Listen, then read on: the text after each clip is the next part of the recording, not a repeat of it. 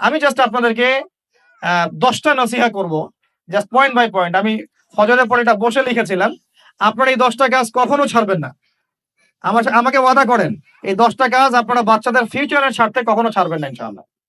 তো আমার 10টা নসিহত হচ্ছে, এক, যে আমাদের বাচ্চাদেরকে ওদের লক্ষ্যটাকে স্থির করাবেন। ওদের জীবনের লক্ষ্যটাকে 1 নাম্বার, ওদের জীবনের লক্ষ্য হবে জান্নাত।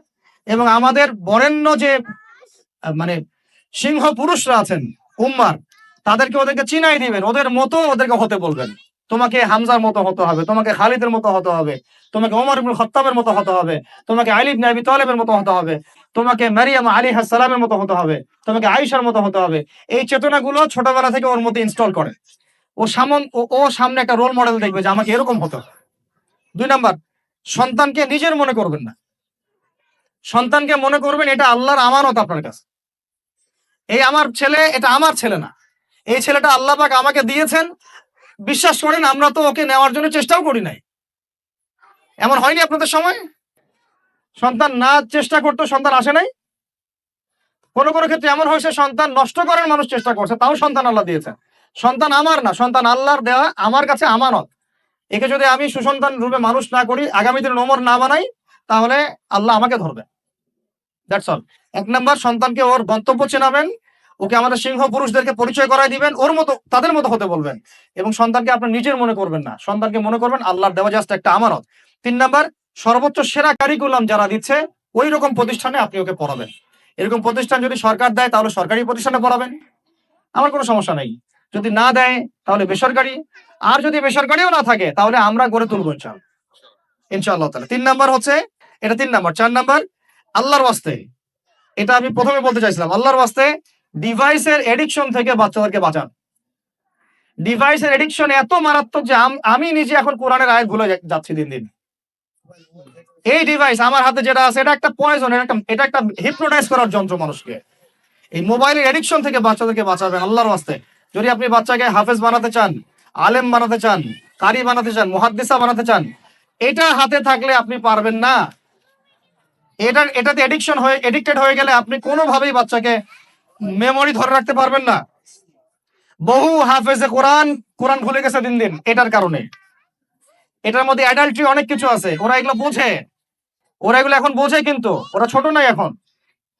এগুলো একটা কার্টুন দেখতে গিয়ে ওরা 10টা দেখে ফেলবে, আজে বাজে জিনিস দেখে ফেলবে।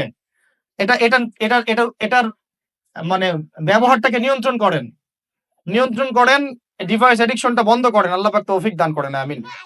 5 নাম্বার হচ্ছে ম্যানুফ্যাকচার্ড কোনো খাবার বাচ্চাদেরকে খাওয়াবেন না। ফিজিক্যালি ওদেরকে ফিট রাখার চেষ্টা করবেন। ম্যানুফ্যাকচার্ড খাবার মানে একটু আগে দেখলাম যে বাইরের খাবারগুলো এটা খাচ্ছে, চিপস টিপস ইত্যাদি, এগুলা ওর হজম শক্তি নষ্ট করবে, ফিজিক্যাল স্ট্রেংথ নষ্ট করবে, ওর মেমোরি শার্প হতে দিবে না, ওকে ভিতর থেকে ওই যে একটা শব্দ একটু আগে বলেছে এক ভাই, যে ব্রয়লার মুরগি বানাই দিবে, আসলেই তাকে বানাই দিবে আসলে। আর মনে রাখবেন, কোরআনে আল্লাহর কিতাবের মধ্যে আল্লাহ পাক নেতৃত্ব দেওয়ার 2টা গুণাবলী বলেছেন। কয়টা বলেন? মাত্র 2টা। নেতৃত্ব দেওয়ার জন্য ওই রকম জায়গায় যেতে হলে 2টা গুণাবলী এনশিওর করতে হয়। একটা হচ্ছে ফিজিক্যাল স্ট্রেংথ, একটা হচ্ছে ইলমের স্ট্রেংথ। বাসতাতাউ ফিল জিসমি ওয়াল ইলম আও বাসতাতাউ ফিল ইলমি ওয়াল জিসম, মানে জ্ঞানে এবং দৈহিক শক্তিতে বলীয়ান হওয়া। ছোটবেলা থেকে খাবারে যদি আপনারা সচেতন না হন, এই বাচ্চারা বড় হয়ে দেখবে যে 15, 20, 30 বছরেই ভেঙে পড়ে গেছে। আমরা এটা চাই না। বিশুদ্ধ খাবার এবং ম্যানুফ্যাকচার্ড খাবার ত্যাগ করা, বাইরের খাবার বন্ধ, এবং যে রুট লেভেল থেকে ভালো খাবার এনে ওদেরকে খাওয়াবেন। পরিষ্কার পরিচ্ছন্নতাকে সর্বোচ্চ গুরুত্ব দিবেন। 6 নাম্বার হচ্ছে নিয়মিত ওদেরকে খেলতে দিবেন। এটা আমি নিজে লিখেছি, কারণ ছোটবেলায় আমরা অনেক খেলাধুলা করেছি। আমি একটু বুঝাই জাস্ট 1 মিনিটে। যত বেশি খেলবে তত সোয়েট হবে, মানে ঘামবে। যত ঘামবে তত ক্লান্ত হবে, যত ক্লান্ত হবে ঘামবে তত কোলেস্টেরল কমে যাবে, ব্লাড সার্কুলেশনটা খুব ভালো হবে।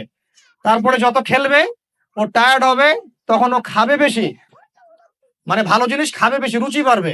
যত ভালো খাবে ঘুম তত ক্লিয়ার হবে, ঘুম যত ক্লিয়ার হবে ও ব্রেন তত শার্প হবে, ব্রেন যত শার্প হবে ও অল্প সময়ে যা পড়তে পারবে, যা মুখস্থ করতে পারবে, এটা 10 ঘন্টায় আপনি পারবেন। এই হলো অবস্থা। মানে বাচ্চাকে খেলতে দিতে হবে, খেলতে দিলে ওর ব্রেন ডেভেলপমেন্টে অনেক কাজে দিবে, ক্ষুধা বাড়বে, ঘুম ভালো হবে, ইনশাআল্লাহ তাআলা ওরা দ্রুত মনে রাখতে পারবে ইনশাআল্লাহ তাআলা। 7 নাম্বার হচ্ছে ভাই, এটা আমাদের ভাই বোনদের জন্য, যে পারিবারিক বন্ধনটা ভালো রাখেন। যে পরিবারে হাজবেন্ড ওয়াইফের বন্ধন ভালো না, ওই পরিবারে ভালো সন্তান গড়ে উঠবে না। ওর অনেক কিন্তু দেখবেন যে মানে মেন্টালি অনেক ডিপ্রেসড হয়ে যাবে। পারিবারিক বন্ডিংটা খুব ইম্পর্টেন্ট। এই জন্য আমরা দোয়া করি আল্লাহ পাক যেন সবার মধ্যে পারিবারিক বন্ডিংটা ভালো রাখেন এবং পারিবারিক কলহ থেকে আল্লাহ পাক আপনাদেরকে হেফাজত করেন, আমিন। আর ৮ নাম্বারটা হচ্ছে বাবাদেরকে বলছি আমি, যে বাবাদের উচিত হবে মাদের দায়িত্ব না শুধু সন্তানদেরকে সময় দেয়া, বাবাদেরকে, because because brother, you are not a money making machine at all. আপনি মানি মেকিং কোনো মেশিন না।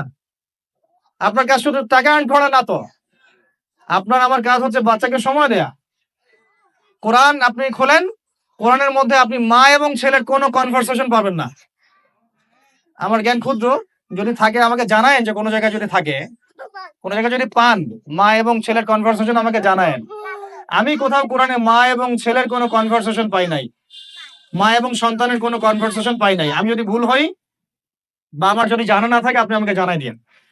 আমি সব জায়গায় পাইছি বাবা ছেলে, বাবা ছেলে, বাবা ছেলে, বাবা এবং ছেলের কনভারসেশন।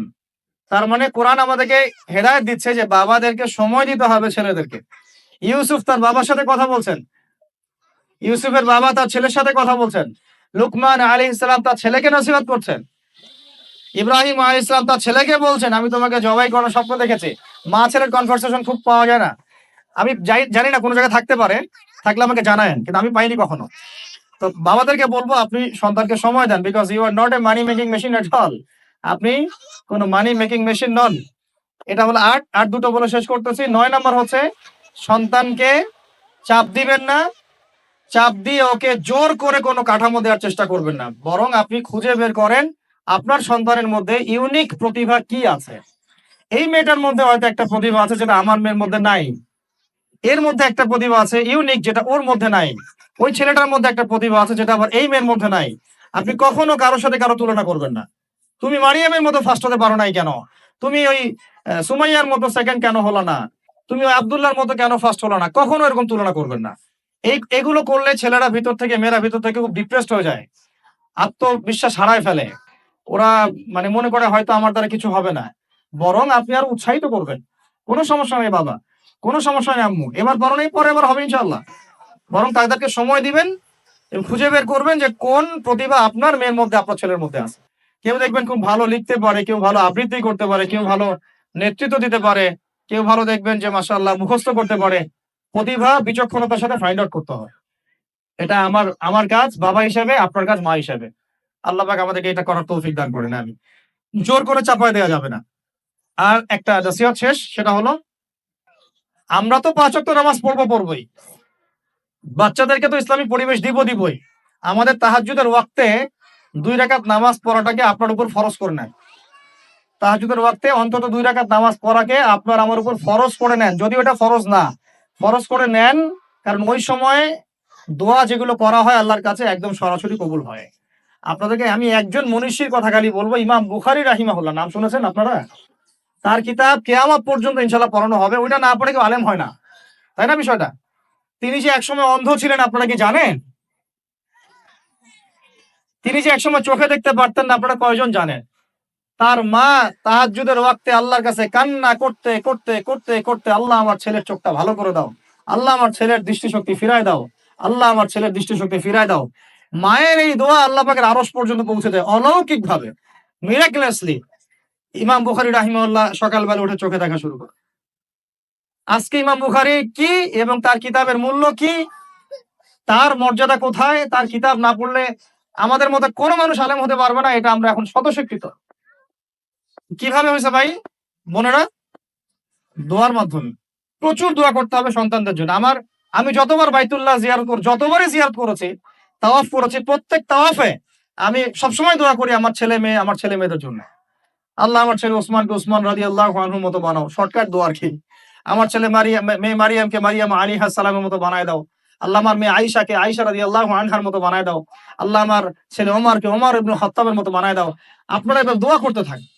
দোয়া কবুলের সময়গুলো খুঁজে খুঁজে বের করে দোয়া করতে থাকতে হবে। ইনশাআল্লাহ বাবা মার দোয়া আল্লাহ পাক ফেলবেন না ইনশাআল্লাহ। আল্লাহ পাক আমাদেরকে এই বিষয়গুলো আমল করার তৌফিক দান করেন। যে নবী সাল্লাল্লাহু আলাইহি ওয়াসাল্লাম বলেছেন, ইযা মাতাল ইনসান, যখন মানুষ ইন্তেকাল করবে বা করে, ইনকাতা আনহু আমালু, তার আমলনামাটা কেটে দেয়া হয়, বন্ধ হয়ে যায়। ইল্লা সালাস, তিনটা রাস্তা খালি জারি থাকে। এক নাম্বারই হচ্ছে সাদাকায়ে জারিয়া। মানে এমন সাদাকা, এমন কন্ট্রিবিউশন যেটা আমার ইন্তেকাল, আপনার ইন্তেকালের পরেও একেবারে চলতে থাকবে, লং টাইম সাস্টেন করতে থাকবে।